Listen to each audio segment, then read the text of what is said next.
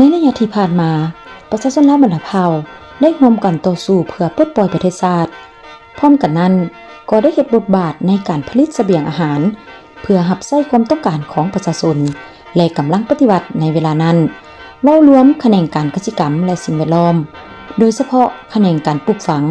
ได้มีบทบาทสำคัญในการชี้นำและปฏิบัตินโยบายต่างๆเพื่อสร้างและขยายเศรษฐกิจอย่างรอบด้านเวียกงานกสิกรรมโดยเฉพาะการปลูกฝังได้กลายเป็นพื้นฐานที่สำคัญของการขยายตัวทางด้านเศรษฐกิจแห่งชาติเนื่องจากว่าประชาชนลาวส่วนใหญ่แม้นอาศัยการปลูกฝังเลี้ยงสัตว์เป็นพื้นฐานสร้างเศรษฐกิจและเลี้ยงชีพเป็นต้นต่อในอดีตการผลิตของประเทศเฮายังอ่อนน้อยยังใช้เทคนิควิธีการแบบดั้งเดิมอาศัยแรงงานคนสัตว์และธรรมชาติอาศัยน้ำฝนเป็นหลักบ่มีระบบชลประทานที่ทันสมัยผลิตเพื่อบริโภครับใช้ภายในครอบครัวเฮ็ดให้ผลผลิตและสมรรถภาพต่ำแต่ด้วยวิสัยทัศน์อันกว้างไกลพรรคและรัฐบาลได้สุ่มใส่ซี่นำพาอย่างใกล้ชิดเพื่อเปลี่ยนแปลงการผลิตเปลี่ยนจากวิธีดั้งเดิมแบบพอกุ้มอยู่กุ้มกินให้ก้าวขึ้นสู่การผลิตเป็นเสบียงอาหารและผลิตเป็นสินค้าเพื่อส่งออกโดยการนำเอาวิทยาศาสตร์เทคนิคและเทคโนโลยีที่ทันสมัยมาหมุนใส่เข้าในการปลูกฝังเช่นปรับปรุงแนวพันธุ์พืชการนำใช้ฝุ่น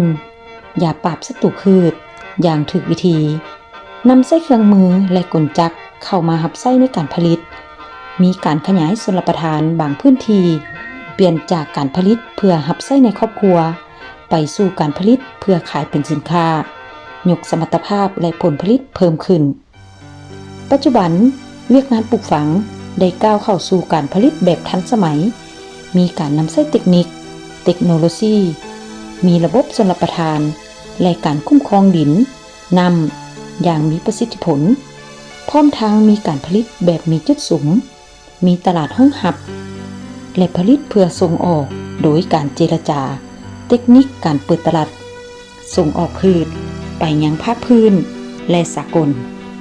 โดยเฉพาะสป.จีนสส.เวียดนามราชอาณาจักรไทยรวมทั้งการส่งออกพืชไปยังสหภาพยุโรปเฉลี่ยการผลิตพืชเสบียงอาหารปฏิบัติได้ 3.5 หา 4 ล้านต้นต่อปีและการผลิตเป็นสินค้าปฏิบัติได้ 8 หา 10 ล้านต้นต่อปีในนี้ยังมีกฎหมายและนิติกรรมใต้กฎหมาย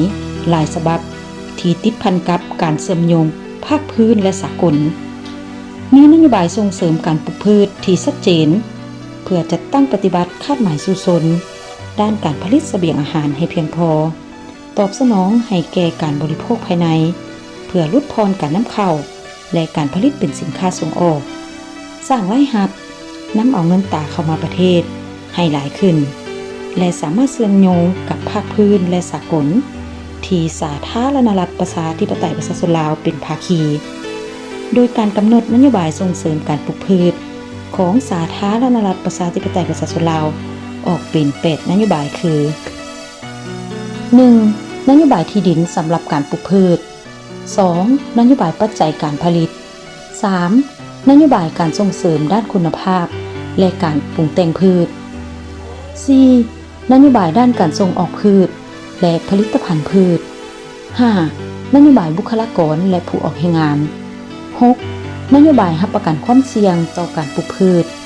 7. นโยบายส่งเสริมการนำใช้วิทยาศาสตร์เทคนิคเทคโนโลยีทันสมัยและพลังงาน 8. นโยบายด้านสินเชื่อและการเข้าถึงแหล่งทุนนโยบายดังกล่าวเป็นการกำหนดแนวทางนโยบายของพรรคและรัฐบาล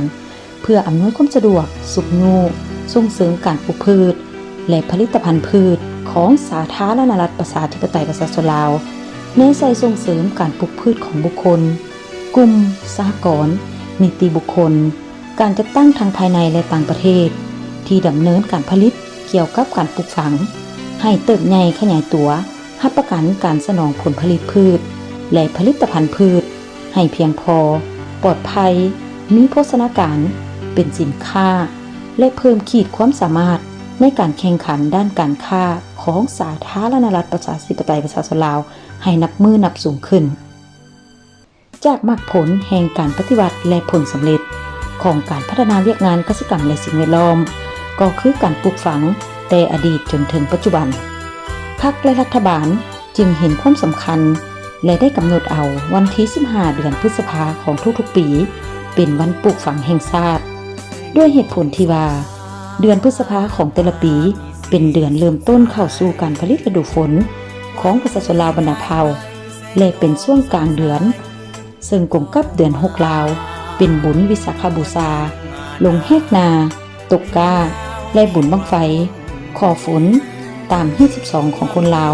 นับถือมาแต่ดึกดำบรรพ์และเป็นระยะเวลาที่เหมาะสมในการปลูกฝังการกำหนดเอาวันดังกล่าวยังสอดคล้องกับการสุกยูการผลิตฤดูฝนซึ่งผ่านมากระทรวงกิจกรรมและสิ่งแวดล้อมได้กำหนดเอาวันที่15เดือนพฤษภาเป็นวันเปิดขบวนการผลิตฤดูฝนและถือเอาขบวนการนี้ติดพันกับขบวนแข่งขันรวมภายใต้คำขวัญหักชาติและพัฒนาอีกด้านหนึ่งแม่นกงกับวันสร้างตั้งกระทรวงกิจกรรมและป่าไม้วันที่15พฤษภาคมปี1965จากเม็ดข้าวในสนามรบสู่ผลผลิตที่เลี้ยงดูคนทั้งชาติแขนงกสิกรรมและสิ่งแวดล้อมยังคงยืนยันเคียงข้างประชาชนลาวบรรดาเผ่าสืบต่อสร้างพื้นฐานเศรษฐกิจสีเขียวที่มั่นคงเพื่อให้พื้นแผ่นดินลาวอุดมสมบูรณ์และยืนยงตลอดไปทุกหยาดเหงื่อที่ทุ่มเทได้สร้างความอยู่ดีกินดีให้กับปวงชนพวกเขาจะสืบต่อพัฒนาการปลูกฝังทันสมัยสะอาดปลอดภัยใส่ใจคุณภาพมั่นคงยืนยงเป็นสินค้า